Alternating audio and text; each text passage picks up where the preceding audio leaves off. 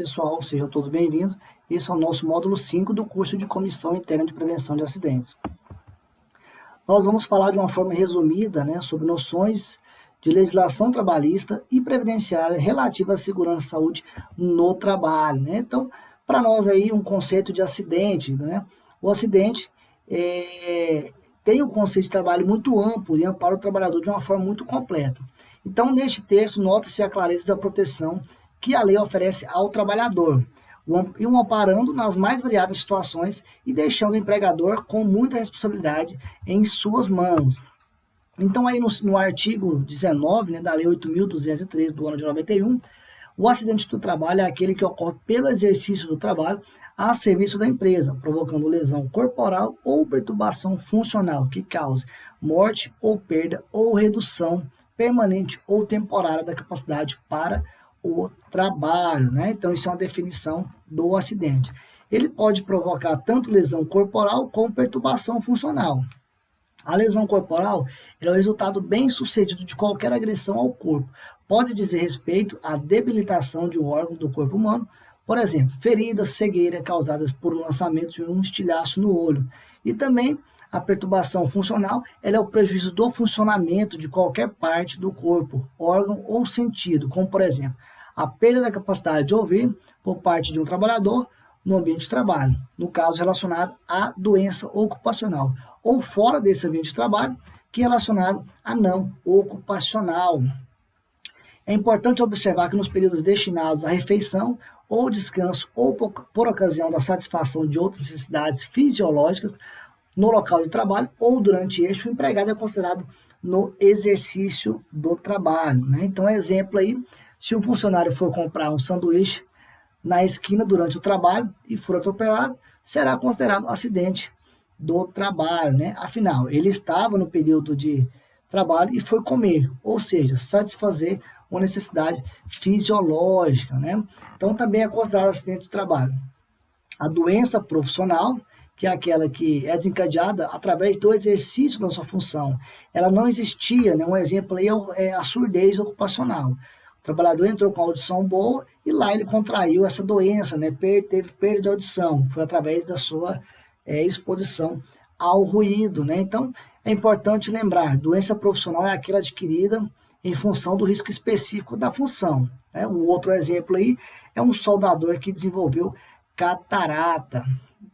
Então, a doença do trabalho é assim entendida e adquirida ou desencadeada em função de condições especiais, em que o trabalho é realizado e com ele se relacione diretamente.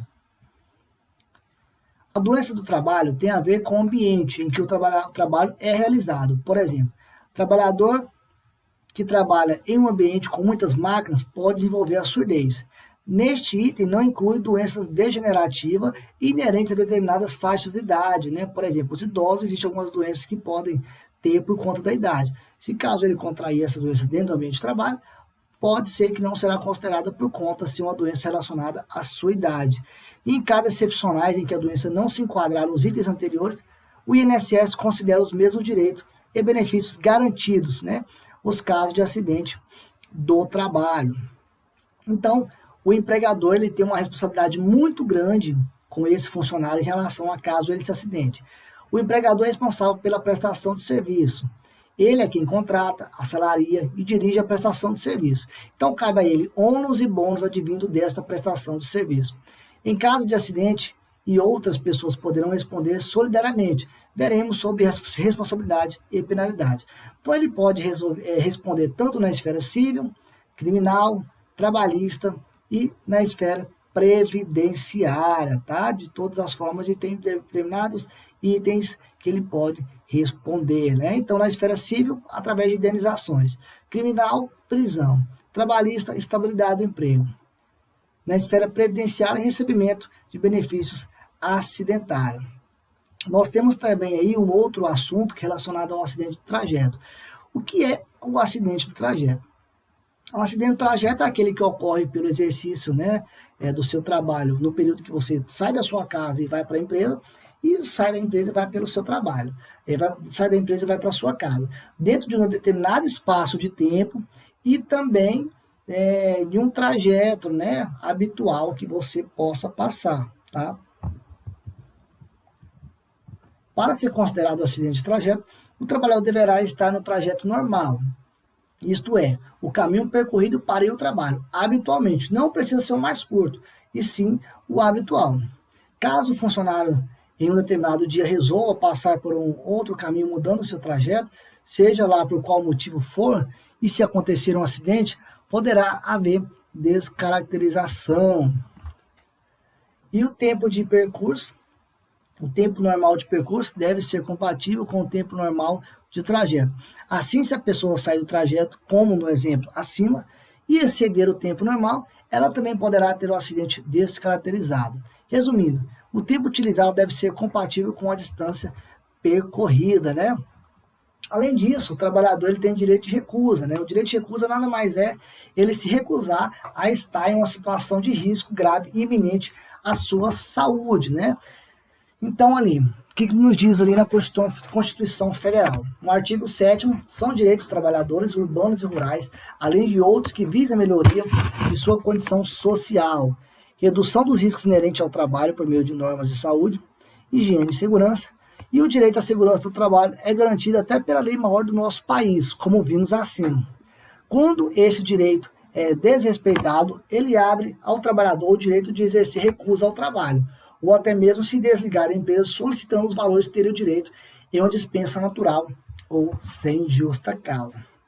Então, para nós exercermos esse direito de recusa, nós precisamos estar exposto a um risco grave iminente. O que seria isso?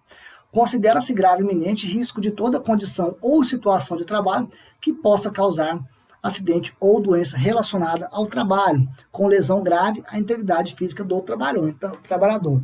Então, somente nesta situação, nós devemos exercer esse direito de recusa, né? Então, eu não vou me expor a essa situação, porque vai me ocasionar uma lesão ou um acidente do trabalho, né? E, então, nós encerramos esse nosso tópico. Espero que vocês tenham conhecimento, né? Explore o nosso material em apostila e te aguardo aí para os próximos módulos. Muito obrigado e até logo.